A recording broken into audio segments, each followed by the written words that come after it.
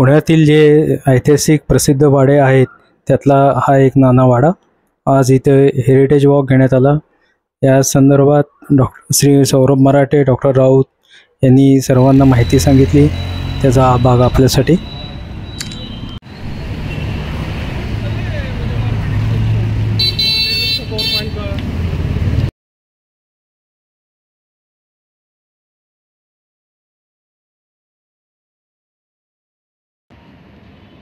We foundation म्हणजेच वर्षभर foundation club heritage Maharashtra times यांच्या सौजन्याने हा सगळा कार्यक्रम आयोजित केला जातो। आज आवर्जून लोकमान्य मल्टीपर्पज कोऑपरेटिव्ह सोसायटीच्या सुशील जाधव सर, ज्यांचा नेहमी आपण वर्तमानपत्रामध्ये फोटो पाहत असतो, ते सुशील जाधव सर, ते आणि महानगरपालिका म्हणजे लोकमान्य आणि महानगरपालिका एकत्र आले आणि 11 दालनांचा कार्यक्रम केलेला आहे। संपूर्ण सगळी दालनं 3ही मजले या सगळ्याचे वापरून पुढे भारतीय स्वातंत्र्य लढ्यामध्ये ज्यांनी योगदान दिलेलं आहे अशा सगळ्या क्रांतिकारकांचं पूर्ण संग्रहालय इथं उभारलं जाणार आहे। त्यामुळे पुणेकरांच्यासाठी सगळ्यात मोठं काम जर कोणी करत असेल तर ते लोकमान्यांनी केलेलं आहे। आणि जाधव सर हे मूळचे बेळगावचे आहेत, तर बेळगाव भौगोलिक अवस्थेमध्ये तिकडं असलं तरी मनाने मात्र पुण्यामध्ये आहे। तर जाधव सरना मनपूर्वक धन्यवाद। आजच्या कार्यक्रमासाठी आवर्जून मुंबईहून राज्यशास्त्राचे प्राध्यापक अविनाश कोल्हे सर आलेले आहेत, त्यांचे आपण स्वागत करूया। वर्तमानपत्रातून ते अनेकदा लिहित असतात, राज्यशास्त्रावरती उत्कृष्ट व्याख्यानं ते देत असतात आणि नेहमी आम्ही संपर्कात असतो। तर आज ते मला म्हणत होते की मी आवर्जून तुमच्या कार्यक्रमाला येतो, तुम्ही सर इथं आलात, खूप आनंद वाटला। आणि आमच्या कॉलेजचं स्पर्धा परीक्षा केंद्र आहे, तिथे सर शिकवायला येत होते। आता आपण सुरू करूया। वाजले ना? तुम्हा सगळ्यांचं कौतुक एका गोष्टीसाठी की तुम्ही सगळ्याच कार्यक्रमाच्या खूप वेळेच्या अगोदर आलेला होतात। खरं म्हणजे पुणेकरांना ही अजिबात सवय नाही आणि मी मात्र यांच्या ऑफिसमध्ये जाऊन यांना सांगितलं होतं, सर काही करा, तुम्ही सगळे वेळेवरती आहात। तर लोकमान्याचे सगळे टी शर्ट घातलेले सगळे लोक 7:30 वाजता इथं हजर होते, हे मात्र कौतुकास्पद आहे। या निमित्तानं पुण्यामध्ये वेळ पाळण्याची एक संस्कृती जर लोकमान्य झाली तर सगळ्यांचा फायदा त्याच्यामध्ये आला, हा एक सगळ्यात महत्त्वाची गोष्ट आहे। अगोदर मी बोलेन थोडा वेळ, मग ऊन जर माझ्यापर्यंत आलं तर मग मी थांबेन, मग जाधव सर बोलते, पण तोपर्यंत सौरभ मराठे जे आहेत वास्तू विशारद ते आलेले असतील, ते आपल्याला वरती दिवाणखाना दाखवतील, मराठीकालीन चित्रशैली या वाड्याचं बांधकाम याच्याबद्दल ते बोलतील आणि मग रॅनचं दालन जे आहे तर तिथे खूप कमी लोक मावणार आहेत मात्र, मग 3 भागांमध्ये आपण ते करूयात। परंतु माझं म्हणणं असं आहे की समजा आज रॅनचं दालन जर बघायला मिळालं नाही तर आपण नानावाड्याचेच 5-6 हेरिटेज वॉक करूयात, मग तुम्ही एवढ्याच संख्येने तिथं हजर राहा। तर आता आजचा जो आपला मूळचा विषय आहे सुरू करायचा, तो हा जो नानावाडा जिथे आपण जमलेलो आहोत, ज्या नानांच्या नावानं हा वाडा ओळखला जातो। पुण्यामध्ये अनेक वाडे आहेत जे त्यांच्या मालकांच्या नावानं ओळखले गेलेले आहेत। नानांविषयी असं म्हटलं जातं, नाना तर नाना एकच नाना, बाकी नाना करीती ठनाना। बरं झालं आता महाराष्ट्राच्या राजकारणामध्ये कोणालाही नाना म्हणत नाहीत, एक आहे। नानांविषयी असं म्हटलं जातं, नाही राजकारण, तर नानांविषयी असं म्हटलं जातं की जब तक पूना तब तक नाना, म्हणजे एखाद्या व्यक्तीचं नाव कशासाठी जोडलं जाईल आणि त्यांना नवकोट नारायण म्हणायचं। त्यांनी स्वतःच्या सुटकेसाठी एकदा दुसऱ्या बाजीराव पेशव्यांना 2 कोटी रुपये कॅश दिल्याचा कागदपत्रांमध्ये उल्लेख आढळतो। 2 कोटी रुपये कॅश, मी सुद्धा आज तागायत त्यातली 2 शून्य कमी केली, एवढी रोख रक्कम पाहिलेली नाही। आणि आता निवडणुकीच्या काळामध्ये तर विशिष्ट रोख रक्कम गाडीत सापडली तर ती जप्त होते। त्या दिवसापासून मिसेसनी माझ्याकडची बॅगही काढून घेतलेली आहे। नानांना आणखी एक पदवी ती म्हणजे मदारुल महाम, म्हणजे राजकारणाचा टेकू, राजकारणाचा आस। तर एक अत्यंत साधा मनुष्य केवळ बुद्धिमत्तेच्या जोरावरती काय करू शकतो याचं नाना फडणवीस हे अत्यंत उत्तम उदाहरण आहे। त्यांच्या जीवनावरती निघालेलं घाशीराम नाटक सोडून द्या, ऐतिहासिक कालखंडामध्ये प्रत्येक व्यक्तीच्या आयुष्यातले 2 चित्र असतात। अनेकदा आपण काही चांगल्या गोष्टी बघत असतो, शेवटी काय बघायचं हे खूप महत्त्वाचं असतं। ग्लास अर्धा भरलेला आहे की अर्धा रिकामा आहे ज्याचं त्यांनी ठरवायचं। त्यामुळे आज आपण नानांच्या गुणांचं संकीर्तन करण्यासाठी इथे जमलेलो आहोत। तर नानांचं सगळ्यात महत्त्वाचं वैशिष्ट्य असं की एक सर्वसामान्य मनुष्य केवळ बुद्धिमत्तेच्या जोरावरती स्वपराक्रमाने काय करू शकतो याचं ते उत्तम उदाहरण आहे। मराठी साहित्य इतिहासामध्ये दोन प्रकारचे लोक आपल्याला दिसतात. एक बोरू बहादर म्हणजे लेखणी चालवणारे, म्हणजे आमच्यासारखे प्राध्यापक जे क्लार्क बरोबर बसलेले असतात आणि मग ज्यांची लेखणी कुरकुर न करता जी चालू असते ते सगळे लोक. आणि दुसऱ्या प्रकारचे लोक असतात ते तलवार बहादर असतात. म्हणून नानांना अर्धा शहाणा म्हटलं जायचं. नाना लढाईवरती कधी गेलेले नव्हते. नानांनी त्यांच्या आयुष्यामध्ये शेवटची 1795ची जी खर्ड्याची लढाई जिंकलेली होती त्या लढाईच्या वेळेला सुद्धा नाना प्रत्यक्ष रणांगणावरून 10 कोस लांब होते, कारण ते स्वतः पानिपतावरून स्वतःचा जीव वाचून परत आलेले होते. नियतीनं कमालच केली. म्हणजे बघा, पानिपतावरती सगळे महायोद्धे मारले गेले आणि जे नाना ज्यांचा युद्धाशी फारसा काही संबंध नाही त्यांचा मात्र जीव वाचला. म्हणजे नियती सुद्धा काय अजब असते. ज्यांनी खरं वाचायला पाहिजे होतं ते पानिपतच्या युद्धावरती मारले गेले. खरं म्हणजे नानांचं मूळ नाव होतं बाळाजी जनार्दन भानू भट. हे हबशी जो जंजिरा संस्थान आहे तिथे सिद्धीचं राज्य आहे. भारत ज्या दिवशी स्वतंत्र झाला त्या दिवशी जंजिरा भारतामध्ये नव्हतं. 15 ऑगस्ट 1947 साली कोल्हापूर संस्थान भारतात सामील झालेलं नव्हतं. संस्थानं विलीन व्हायची होती तर सिद्धीचं राज्य तिथं होतं. जंजिरा शेवटपर्यंत कुठल्याही भारतातल्या स्थानिक सत्तेला जिंकून घेता आला नाही. तो जंजिरा किल्ला अगदी आवर्जून बघण्यासारखा आहे. म्हणजे पाण्यातलं वैभव काय असतं हे त्या किल्ल्यावरती गेल्यानंतर कळतं. राजकुमारच्या एका सिनेमामध्ये त्या किल्ल्याचं सगळं शूटिंग आहे. जमलं कधी तर बघा, तो हेलिकॉप्टरमधून वरनं चित्रित केलेला आहे सगळा. तर जंजिरा किल्ला अप्रतिम आहे.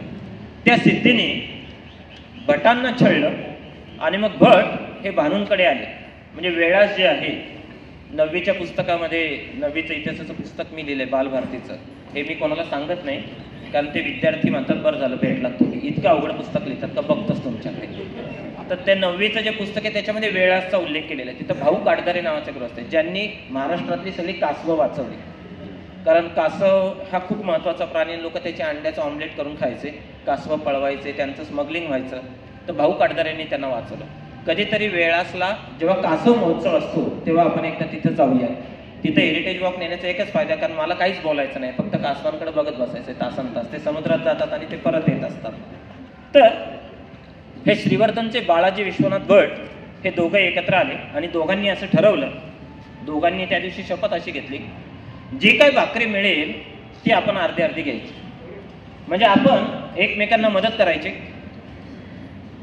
जो कोण पुढे जाईल त्यांनी दुसऱ्याला मदत करायची, एकमेकांना अंतर द्यायचं नाही. मराठी माणसाचं वैशिष्ट्य असं आहे, मराठ्यांची एक व्याख्या केली जाते, मरता तर वाटता इथे मराठा, म्हणजे जो अजिबात रणांगणावर पाऊल सोडणार नाही. सिनेमा जर कोणी पाहिला असेल तर सासवडचं सगळं शूटिंग तिथलं आहे. अप्रतिम वाडा आहे. तर तो वाड्याची प्रतिकृती म्हणजे शनिवार वाडा आहे. कारण भट जे आले, भानू जे आले ते तिथे राहिले. तर आपण जिथे कुठे राहतो ना तर त्याचा मूळ आपल्या मनावरती प्रभाव पडतोच पडतो. मी ते 1454 कसबा पेठमध्ये राहत होतो. मी विनोबांचं पुस्तक लिहिलं चरित्र. ते विनोबांचं चरित्र मी 1454 कसबा पेठ या पत्त्याला अर्पण केले. कारण मी आयुष्याच्या अखेरच्या श्वासापर्यंत कसब्यातले दिवस कधी विसरूच शकत नाही. आपल्या मनावरती तो एक संस्कार असतो. तर ते तिथं आले आणि मग तिथून साताऱ्याला जायला मध्यवर्ती ठिकाण पडत नाही म्हणून पुढे ते पुण्याला आले. धनाजी जाधवांच्या सेनेमध्ये भटांनी प्रवेश करून घेतला. भट हे दोन्ही गोष्टींमध्ये हुशार होते. लेखणी चालवली, तलवारही चालवली आणि मग त्यांनी मुलकी कामामध्ये भटांना मदत करायला सुरुवात केली. आणि मग असं लक्षात आलं की त्यावेळची फडणीशी 2 प्रकारची असायची. एक, तुम्ही कायमचे दरबारात बसा, तिथे फडणीशी करा, अन्यथा तुम्ही आमच्या बरोबर स्वारीमध्ये चला आणि मग तिथे हिशोब द्यावे लागायचे. मी पर्वतीवरती सांगितलं थोरल्या बाजीराव पेशव्यांनी 39 रुपये कसे खर्च केले तर ते मी तुम्हाला मागच्या वेळेला सांगितलं होतं. म्हणजे 4 रुपये मगरीपासून नावेचं संरक्षण करणाऱ्या माणसाला दिले होते. ते 4 रुपये लिहून ठेवलेले आहेत. तर त्या काळी खर्च लिहून ठेवायची पद्धती होती. आता निवडणूक आयोग खूप हात धुवून मागे लागलाय. तुम्ही दिलेल्या खर्चामध्ये तफावत आहे. तरी ते सीए वगैरे, आता इथे सीए बसलेत तर ते सीएंना ते काही तफावत सापडत नाहीये. मग भानू आडनाव हे फडणीस म्हणजे फड सांभाळणारे ते. फड शब्दाचे मराठीमध्ये 2 अर्थ होतात. एक उसाचा फड, तुमच्या मनात आहे तो फड मी सांगणार नाही कारण ते लगेच हसले. आणि दुसरा हा पेशव्यांच्या काळातला जो फड आहे तो. आणि मग पुढे 1719 मध्ये पेशवे आणि फडणीस दिल्लीला गेले. दिल्लीला गेलेले असताना असं सांगतात, आता अनेक महत्वाच्या ऐतिहासिक घटनांबद्दल इतिहासामध्ये कधीही एकमत नसते, कायम लक्षात ठेवलं पाहिजे आपण.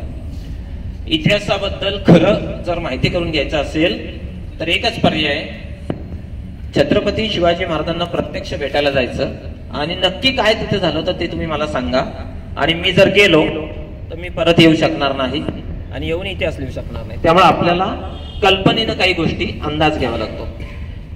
पेशव्यांनी सनदा घेतल्यानंतर महाराष्ट्राकडे परत येताना मुघलांच्या मनात असलं की मराठ्यांना धडा शिकवला पाहिजे, म्हणून त्यांनी मराठी बेसावत असताना अकस्मात हल्ला चढवला.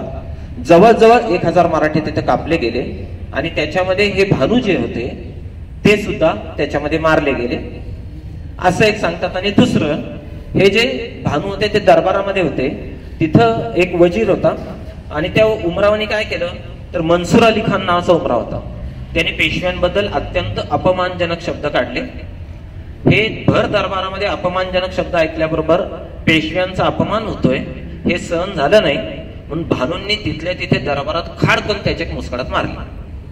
त्याचा भयंकर मोठा अपमान झाला आणि ह्या अपमानाचा बदला घेण्यासाठी पुढे त्यांनी भानूंवरती हल्ला केला, त्याच्यामध्ये भानू जखमी झाले आणि ते मारले गेले असंही म्हटलं जातं. अर्थात अशी दंतकथा आहे ती. परंतु सगळ्यात महत्वाची गोष्ट अशी, भानू मारले गेले हे सत्य होतं. आणि मग त्यांची पुढची पिढी जी आहे त्यांच्याकडे आता फडणीशी देण्यात आली. यामुळे बाळाजी पंतांचे जे पुत्र आहेत जनार्दन बल्लाळ, त्यांना वंश परंपरागत फडणीशी मिळाली. ते आणि रखमाबाई यांच्या पोटी 12 फेब्रुवारी 1742 ला बाळाजी पंत तथा नाना यांचा जन्म झाला. आजोबांचं नाव नातवाला द्यायचे, त्याप्रमाणे नानांना बाळाजी पंत हे नाव देण्यात आलं. आणि त्यांचं शिक्षण, सगळ्यात महत्वाची गोष्ट म्हणजे ते विश्वासराव पेशव्यांबरोबर झालं, सदाशिवराव भाऊंच्या नेतृत्वाखाली. तुम्ही कोणाबरोबर शिकता, कुठे शिकता, काय शिकता, कसं शिकता, या गोष्टी खूप महत्वाच्या असतात. लॉंग टर्म मध्ये माणसाचं आयुष्य घडविताना या सगळ्या गोष्टी अत्यंत महत्वाच्या असतात. त्याचं कारण असं आहे, हे राजे लोक वागतात कसे, हे काय खातात, काय पितात, कसे बोलतात, लोकांशी सलगी कशी ठेवतात, या सगळ्या गोष्टी जर शिकायच्या असतील तर मोठ्या लोकांच्या सहवासात राहिलं पाहिजे. म्हणून मी परवापासून सुशील जाधव सरांच्या सहवासात राहायचं ठरवलं. आता पुढे विश्वासरावांबरोबर त्यांचं सगळं शिक्षण पूर्ण झाल्यानंतर प्रकृती मात्र अशक्त होती. बहुतेक नाना माझ्यापेक्षा अशक्त असावेत असं त्यांची चित्र बघून दिसतंय. सडपातळ होते आणि रणांगणापेक्षा त्यांना असं वाटायचं की आपण काय केलं पाहिजे तर आपण लेखणी चालवली पाहिजे. आणि मग आयुष्याचं ध्येय ज्या क्षणी ठरलं तर वयाच्या फक्त 14व्या वर्षी युरोप खंडा इतकं राज्य असणाऱ्या राज्याची फडणीशी सांभाळायचं काम त्यांना मिळालं वयाच्या फक्त 14व्या वर्षी. ज्या वयामध्ये आता मी आपली मुलं काय करत असतात, तासन तास ते मोबाईल मध्ये मान खाली घालून बसलेले असतात, ती गोष्ट वेगळी.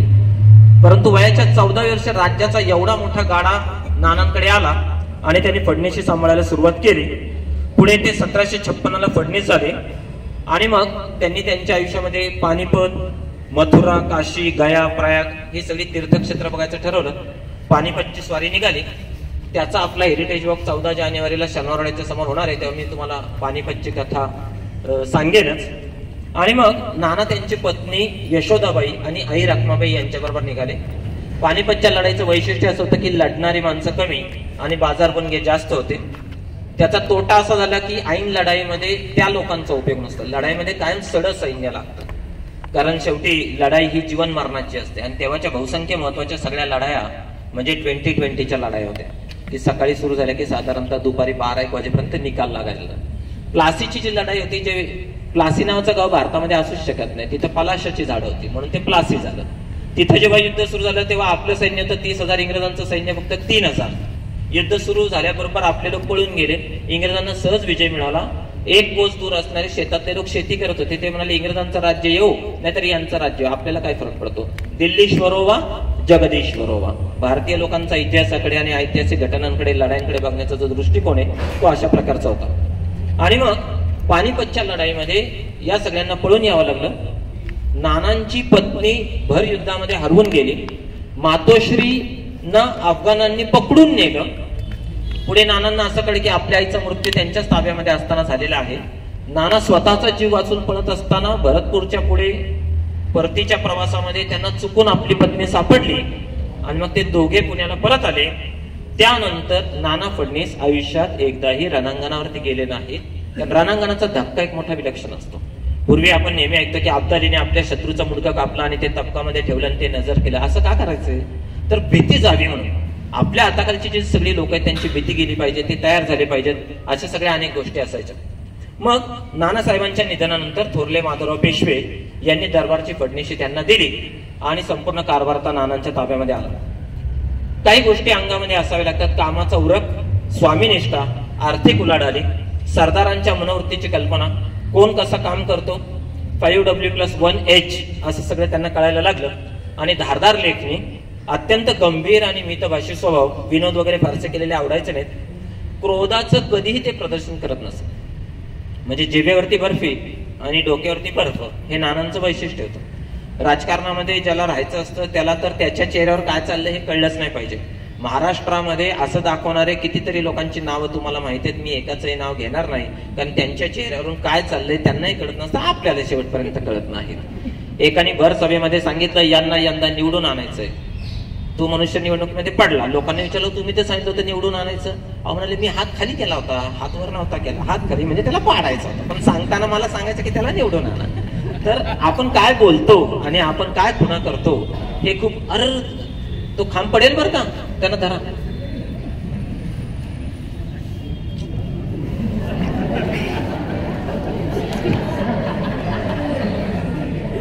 तुमचं आडनाव काय? जीवावरती उदार होऊन इतिहास घडवण्याचं अजूनही आपलं मराठी माणसाचं. क्या बात आहे, अभिनंदन. तर जमा खर्च अचूक ठेवलेला असायचा. एकनाथांविषयी असं सांगितलं जातं की एक पैसा हिशोब जोपर्यंत लागला नाही तोपर्यंत ते रात्रभर जागे होते. तर आपण इतिहासाकडे कसं बघतो असं खूप महत्वाचं आहे. कोणीतरी असं म्हणेल की एक पैसा हिशोब लावण्यासाठी त्यांनी रात्रभर दिव्यामधलं जे तेल जाळलं ते 5 पैशाचं असेल. नसरुद्दीन शहा आणि दिलीप कुमार असे समोरासमोर भेटल्यानंतर नसरुद्दीन ते शिरीष कणेकरांना असं म्हणाले, अहो काय हा दिलीप कुमार भारी आहे, चाणक्याची भूमिका आली, मी असतो तर मी डोक्याचं सगळं टक्कल केलं असतं, शेंडी ठेवली असते, खरा चाणक्य जिवंत केला असता. हे दिलीप कुमारसाठी परदेशातून एवढा मोठा वीग आणलाय, महागडा वीग आणलाय, त्याची सगळी बातमी दिलीप कुमार पेक्षा वीगचाच फोटो छापला जातोय, एवढ्या लाख रुपयांचा तो वीग. तुम्हाला आठवतं का शान सिनेमामध्ये शाकालने जो तुम्हाला सांगितलं, म्हणजे मग पुढच्या वेळेस तुम्ही भाषणासाठी आवर्जून या. आपल्याला आजचा जो वेळ आहे तो कार्यक्रम आपल्याला वेळेत संपवायचा असल्यामुळे आणखी 2-3 व्यक्ती बोलणार आहेत. तर आता हे सगळं झाल्यानंतर परत आपण भेटूयात. माझ्यानंतर सुशील जाधव सर आपल्याशी संवाद साधतील. त्यानंतर सौरभ मराठे सर आपल्याला हे जे मराठीकालीन चित्रशैली दिसते आणि मग दिवाणखानावरती. दिवाणखान्यामध्ये जाताना मात्र आपण थोडे जाऊया. एकाच वेळी दिवाणखान्यामध्ये एवढे लोक गेले तर मग ती धूळ आपल्या मस्तकी यायच्या ऐवजी नाकातोंडात जाईल. तर आपण थोडे लोक तिथे जाऊया. तर आजचा हा जो कार्यक्रम आयोजित केलेला आहे लोकमान्य वर्शिप अर्थ foundation, club heritage, Maharashtra times, आमचं HV देसाई महाविद्यालय या सर्वांच्या संयुक्त विद्यमाने आयोजित केलेल्या कार्यक्रमाला तुम्ही सर्वांनी एवढ्या प्रचंड संख्येने गर्दी केलेली आहे. या सगळ्या गर्दीमध्ये अनेक हेरिटेज वॉकचे आमचे वक्ते सुद्धा उभे आहेत, म्हणजे भूषण तळवळकर मागे उभे आहेत. तर सगळ्यांची नावं घेता येणं शक्य नाही. पुढे आपल्याला चर्चमध्ये त्यांचंही व्याख्यान ऐकायचं आहे. तुम्ही सगळे इथं आलात आणि याच्यासारखा आनंद नाही. असेच 52 हेरिटेज वॉक आपल्याला करायचे. लोकमान्याने अशा प्रकारच्या उपक्रमांना भरभरून ते मदत करत असतातच. तर मला असं वाटतं की मी इथे थांबलेलं बरं. बरोबर मी बोलायला लागून आता साधारणतः 25 ते 30 मिनिटं झालेली आहे. कोणाला काही शंका असेल तर ती तुम्ही नंतर मला विचारा, कारण वर्गामध्ये मला सवय बोलून झालं की मग कोणाला काही शंका असेल तर. शंका 2 लोकांना नसतात. एक ज्यांना काही येत नाही ते, ज्यांना सर्व काही येतं ते. तुम्ही सगळे सर्वज्ञ आहात. पुणेकरांना येत नाही असं काही नाही. पुणे तिथे काय होणे. तर मी सुशील जाधव सरांना अशी विनंती करतो की त्यांनी आपल्याशी संवाद साधा.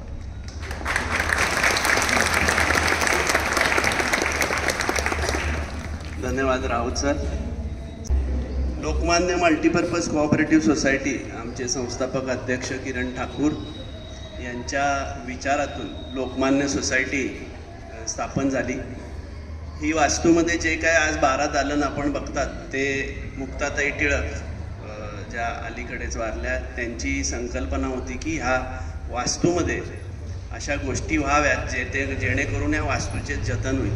तर त्यांनी त्यांच्या कारकिर्दीमध्ये याचा पाठपुरावा केला. त्याच्यानंतर त्यांचे पती शैलेश टिळक यांनी पाठपुरावा केला आणि टिळक फॅमिली आणि लोकमान्य सोसायटीचं तसा काही संबंध नाही, पण लोकमान्य टिळकांचे आम्ही आदर्श मानतो. त्यांनी जे काय इतिहास त्यांच्यामुळे जो झाला, त्यांनी देशासाठी जे काही केलं, त्यांचा वारसा बेळगावमधून आम्ही तो पुढे जतन करायचं ठरवलं आणि बेळगावला लोकमान्य सोसायटीची स्थापना झाली. आम्हाला आज अभिमान वाटतो की महाराष्ट्रामध्ये लोकमान्य सोसायटी सर्वात जास्त शाखा आहे आणि पुण्यामध्ये त्याचं आता मुख्य कार्यालय बेळगावहून हलवण्यात आलेलं आहे. तुमच्या सगळ्यांचं खूप सहकार्य लोकमान्य सोसायटीला आहे.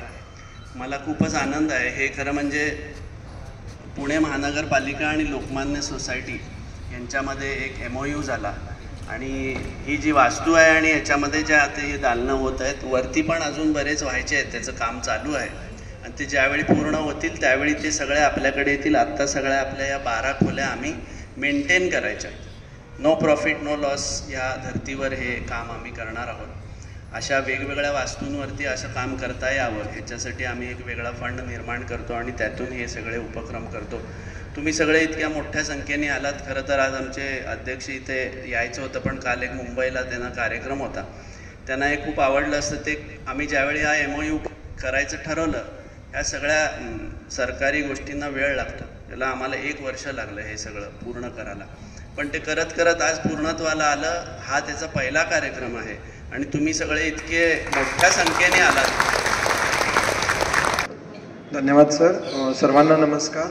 वर्षिप अर्थ फाउंडेशन ही संस्था या हेरिटेज वॉक उपक्रमाशी संलग्न आहे आणि त्या संस्थेचा प्रतिनिधी प्रकल्प व्यवस्थापक या नात्याने मी आज आपल्याशी संवाद साधत आहे. बऱ्याच वेळेला शिवाजी रोडवरच वास्तव्य असल्यामुळं गेल्या 20 वर्षात बऱ्याच वेळेला या वास्तूच्या पुढून जाण्याचा योग हा दिनक्रम होता, पण या वास्तूत आत येऊन या वास्तूची एवढी विस्तृत माहिती घेण्याचा योग आज आपल्या या हेरिटेज वॉकमुळं आला. वर्षिप अर्थ फाउंडेशन या संस्थेविषयी थोडक्यात सांगायचं तर सर्वांना एकत्र घेऊन एका ध्येयापर्यंत पोचून एक संस्था निर्माण करण्याच्या हेतूनं काही लोक एकत्र आले आणि आम्ही झालो, म्हणजे वी फाउंडेशन, ज्याला आम्ही वर्षिप अर्थला वी फाउंडेशन म्हणतो, अशा हेतूनं वर्षिप अर्थ फाउंडेशनची स्थापना झाली. इथे ऐकू? ओके. नानांबद्दल आपण ऐकलेलं आहे आतापर्यंत, पण नानांनी जेव्हा हा वाडा बांधला तेव्हा तो कशा स्वरूपाचा होता ह्याची आज कल्पना येणं थोडं अवघड आहे, कारण का मूळ वाड्याचा भाग गेलेला आहे. आपण ज्या वाड्यात उभे आहोत हा नानाचा वाडा किंवा नाना फडणीसांचा वाडा म्हणून ओळखला जायचा. 3 चौकी साधारण वाडा होता. आता चौक ही संकल्पना बहुतेक सगळ्यांना माहिती असेल. कोर्टयार्ड ज्याला आपण इंग्लिशमध्ये म्हणतो, अशी संकल्पना असलेली घरं ही साधारण महाराजांच्या काळानंतरच जास्त प्रमाणात अस्तित्वात आली असं म्हणता येऊ शकेल. पूर्वी अशी घरं होती का नव्हती सांगता येणं अवघड आहे. जर कोकणात तुम्ही गेलात तर ट्रेनच्या डब्यांसारखे खोले असतात, बघितले असतील, ओसरी, पडवी, मासघर आणि मग अंगण. अशी घरांची रचना साधारण सगळीकडे होती. पण जसं मराठ्यांचं राज्य उत्तरेत गेलं, राजस्थानमध्ये गेलं, गुजरातमध्ये गेलं, तिकडच्या ज्या नवीन नवीन संकल्पना होत्या त्या इकडे आणल्या गेल्या आणि आपल्या हवामानाशी त्या कशा चांगल्या पद्धतीने वापरता येतील ह्याचा उपयोग करून चौक असलेले वाडे पुण्यात जास्त प्रमाणात आले. आता हे वाडे फक्त पुण्यातच आले का? तर नाही. जिथं जिथं पेशव्यांचं राज्य आणि पेशव्यांची महत्वाची ठिकाणं होती तिथे हे वाडे आले. पुण्यात जसा नानांचा वाडा आला तसा टोकेला त्यांचाच अजून एक वाडा आहे. मेणवलीला गेला असाल तर नानांचा अजून एक वाडा आहे. आनंदवल्ली नाशिकच्या इथं वाडा आहे. सो त्यांची जी महत्वाची ठिकाणं होती किंवा रिसॉर्ट ठिकाणं होती तिथे हे वाडे आले असंच म्हणता येऊ शकेल. 1780च्या सुमारास हा वाडा बांधला गेला आणि वाड्याचं स्थापत्य जर आपण बघितलं तर खूप सिम्पल आहे. म्हणजे ड्रॉइंग्स बिंग्स बनवायची खरं काही गरज पडत नाही, कारण जर तुम्ही कॉन्ट्रॅक्टरला सांगितलं मला 3 चौकी वाडा बांधायचा आहे की त्याच्या डोक्यात तयार असतं की वाडा कसा असला पाहिजे. आता 3 चौकी वाडा बांधायचा ठरवला की तो चौक किती मोठा असावा, त्याचं डिव्हिजन किंवा त्याचं मोजमाप ठरलेलं असतं. ते 2 खांबांच्या मधलं अंतर ह्याच्यावर. त्या 2 खांबांच्या मधल्या अंतराला साधारण 5.25 फूट 173 सेंटीमीटरचं ते निघतं. त्याला आपण खण म्हणतो. त्यामुळे किती खणी वाडा आहे? 5 खणी, 7 खणी, 9 खणी, ऑड नंबर मध्ये साधारण खण येतात, कारण मधला खण हा दरवाजाचा गेला तर दोन्ही बाजूला सम विभागणी होऊ शकते, म्हणून तो 5 खणी, 7 खणी किंवा 9 खणी वाडा असतो. आता नानांचा जेव्हा वाडा बांधला त्यावेळेला त्यांनी बरोबर त्यांच्या एंट्रन्स पोर्च जो आहे किंवा आत याचा भाग आहे त्याच्यावर एक दिवाणखाना बांधला. आता दिवाणखाना ही वेगळीच संकल्पना आहे. सगळ्यांकडे दिवाणखाने असायची गरज नाही, कारण ती ऑफिशियल किंवा कामकाज करायची जागा आहे. आता हा दिवाणखाना कसा असावा तर तो पण खणांच्याच पटीत आहे आणि त्याच्या आतमधलं जे डेकोरेशन किंवा नक्षीकाम आहे ते एक वेगळ्या प्रकारचं. आपल्याला जो वाडा दिसतोय आता तो साधारण 2 भागांमध्ये आपल्याला बघता येऊ शकेल. एक म्हणजे हा दगडी बांधकाम केलेलं, हे डेक्कन एज्युकेशन सोसायटी जेव्हा इथं स्थापन झाली, त्यांनी शाळा चालू केली तेव्हा त्यांनी हा भाग बांधून घेतलेला आहे. तो भाग, आणि मागे जो तुमच्या शिल्लक राहिलेला आहे जुना नानांच्या काळातला तो दिवाणखान्याचा भाग, आणि उजवीकडे एक चौक आहे, माझ्या उजवीकडे एक चौक आहे ज्याला आपण हळदी कुंकवाचा चौक म्हणू शकतो, तो एक भाग. एवढेच पूर्वेचे भाग शिल्लक राहिलेले आहे. आता तुम्ही जर ही नक्षी काम बघितलं किंवा डिझाईन बघितलं तर त्याच्यात तुम्हाला कमानी किंवा आर्चेस दिसतात. मी सगळी माहिती खालीच सांगेन कारण का एवढे सगळे जर वर गेलो तर दिवाणखाना खाली येईल, आपल्याला बॅचेस मध्ये जाऊन बघायला लागेल. सो माहिती इथे सांगूयात आणि मग आपण वर जाऊन बघूया. आता ही जी आर्च आहे तर किंवा कमान आहे ह्याचं मूळ काम काय असतं तर वरचं वजन जे आहे ते खालच्या बाजूला पास ऑन करायचं. हे साधारण कन्स्ट्रक्शन मधलं टेक्निक आहे. पण पेशवा काळातल्या ज्या कमानी आहेत त्यांचं ते काम नाहीये, त्यांचं काम डेकोरेशन आहे. कारण काम कोण करते तर कॉलम बीम आहेत, त्यांच्याकडे लाकडाचे कॉलम, लाकडाचे बीम आणि त्याच्यातनं सगळं वजन खाली जाणार आहे आणि सुंदर दिसाव्या म्हणून या आर्चेस तयार केलेल्या. या आर्चेसना किंवा कमानींना महिरपी कमान म्हणतात. आता महिरप हा शब्द पण मराठी नाही आहे, माहिती असेल तर. मिहराब मस्जिदीचा भाग जो असतो त्याला अशी मल्टीफॉईल किंवा कमानी 9 कमानी असलेली कमान तयार होते. त्या मिहराबवरनं महिरप हा शब्द झाला आणि मग तो आपण आणला, ती आर्च आपल्याकडे आणली, त्याच्यावर आपले संस्कार केले, केळफुलं लावली खाली आणि ती आपली मराठा किंवा पेशवा आर्च म्हणून आज आपण त्याला ओळखलं जातो. त्या आर्चचं विशेष कौतुक एवढंच की वजन नेण्याचं काम ती करत नाही, त्यामुळे जिथं 2 खांबांमधलं अंतर कमी असेल तिथं ती आर्च आपल्याला कॉम्प्रेस करता येते, मोठं असेल तर ताणता येते. आणि तुम्ही जर बघायचं ठरवलं तर प्रत्येक कमान जी नक्षी आहे त्याला जर एक दोरी बांधली तर सगळ्या एका लाईनीत दिसतील तुम्हाला. आता हे काम करताना आपल्याला 9 कमानींची आर्च तयार केली. त्याला उभे जे खांब आहेत ते 2 प्रकारचे दिसतात वाड्यांमध्ये, एक चौकोनी खांब दिसतात आणि एक गोलाकार खांब दिसतात ज्यांना सुरूचे खांब म्हणतो. सुरू म्हणजे सायप्रस, ही झाडं आपल्याकडे खरं मुळात येत नाहीत, पर्शिया, इराण वगैरे तिकडची ही झाडं आहेत आणि त्यांची पहिली एंट्री आपल्याकडे झाली मुघलांच्या काळात. शहाजहाननी जेव्हा कन्स्ट्रक्शन करायला सुरुवात केली तेव्हा त्यांनी सायप्रस कॉलम किंवा सुरूदार खांब आणि अशा मल्टीफॉईल आर्चेस वापरून त्यांनी बांधकाम सुरू केलं.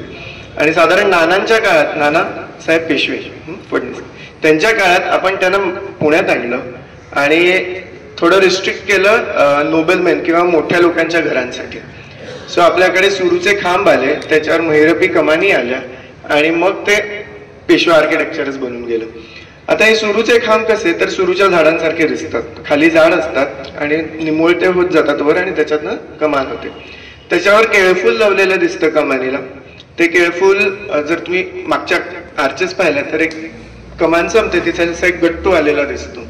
काही आता आपल्या इथं ते केळफूल क्लिअरली दिसत नाही, पण काही ठिकाणी प्रॉपर केळफूल जसं असतं की थोडे पानं उघडली आहेत त्याची आणि आतलं फुल दिसतं, असे केलेले दिसतात. जर तुम्ही केळकर म्युझियम मध्ये कधी गेलात तर तिथे एक आयव्हरीचं देवघर आहे, त्याच्यात ते केळफूल व्यवस्थित दिसतं.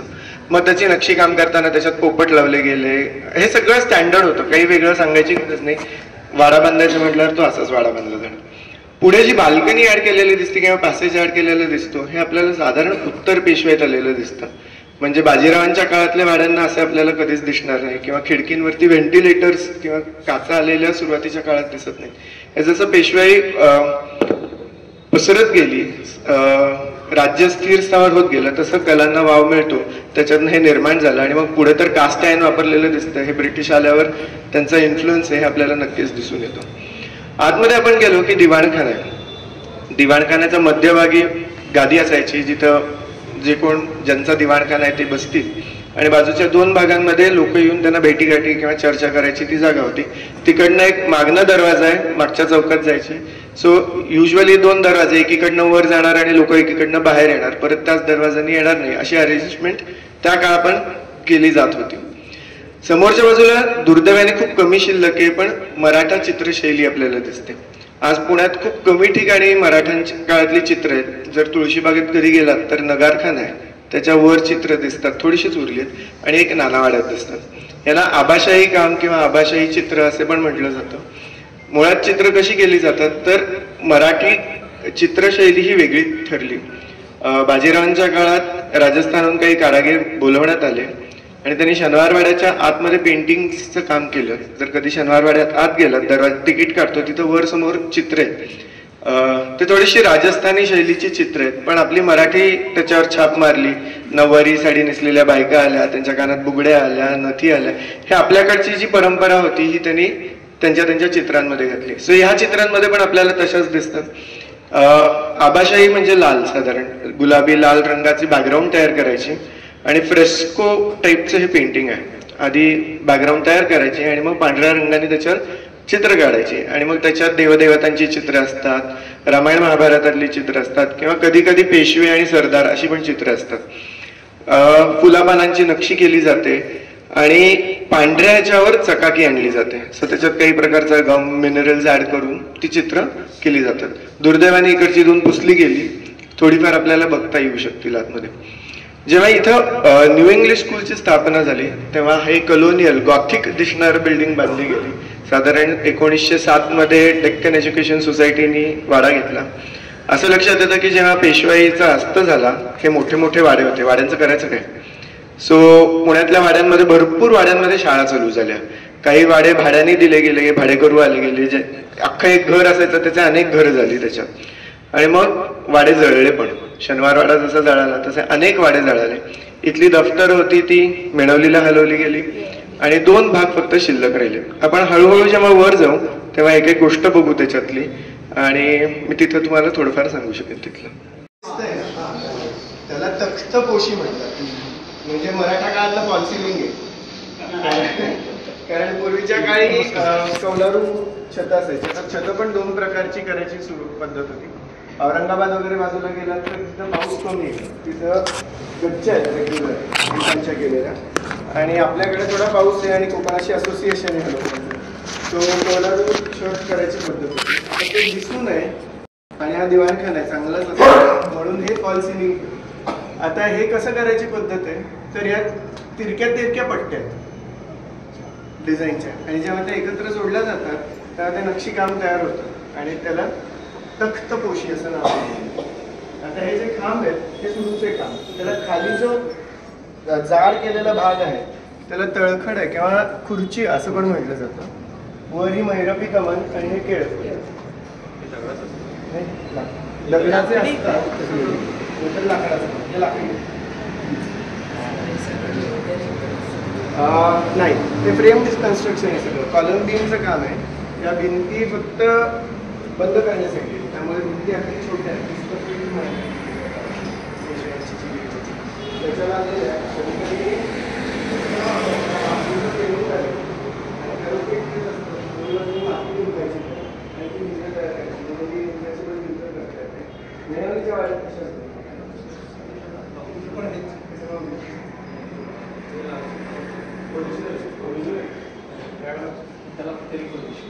त्याला पॉलिश करायला लागतं. पूर्वीच्या काळी तेल पाणी करायची पद्धत होती, बेल तेल लावून तेच केलेलं. सागाचं लाकूड आहे. हो, पूर्वीच्या काळात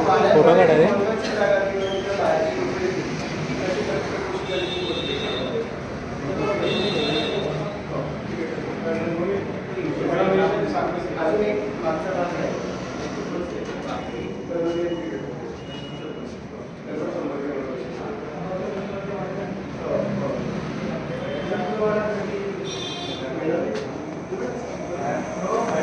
त्याचा काही भाग पब्लिक आहे.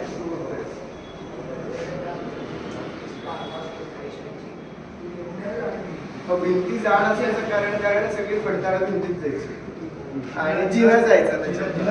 भिंतींचं वजन घेण्याचं काम खरं नाहीये, कारण कॉलम बीम आहे. हा कॉलम आहे, वर बीम आहे, त्याच्यावरनं वजन जात आहे खाली. त्यामुळे इथं काही गरजच नाही. मेणवलीच्या वाड्याला तसं भिंतींची पूर्वीची पद्धत.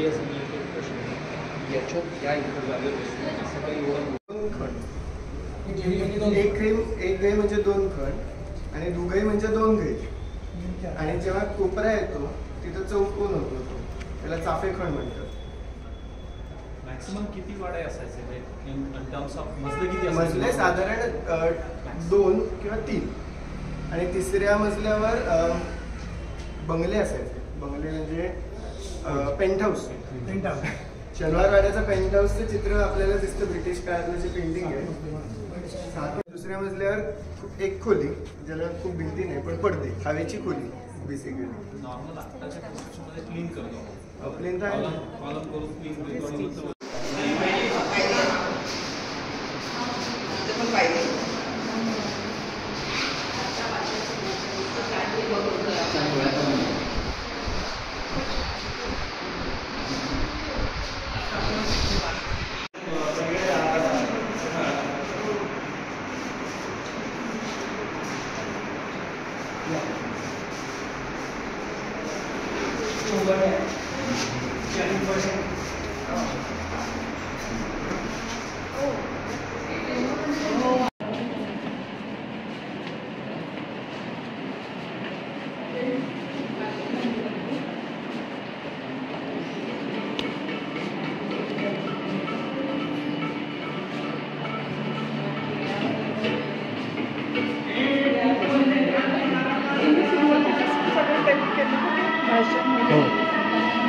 तुम्हाला हवं आहे?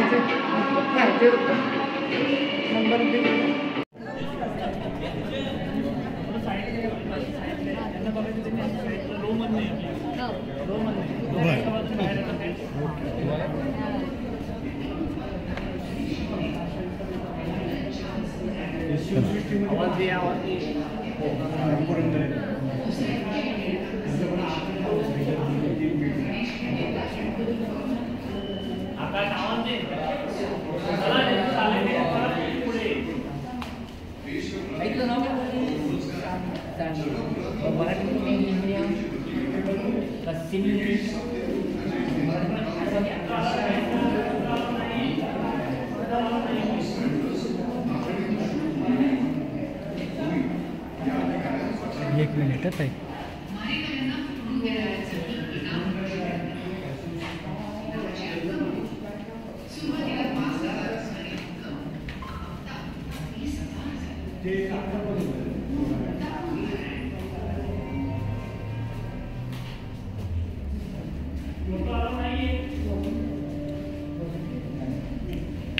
इकडे ते बोलता फोटो काढू शकतात, हे बोलता फोटो आला नाही.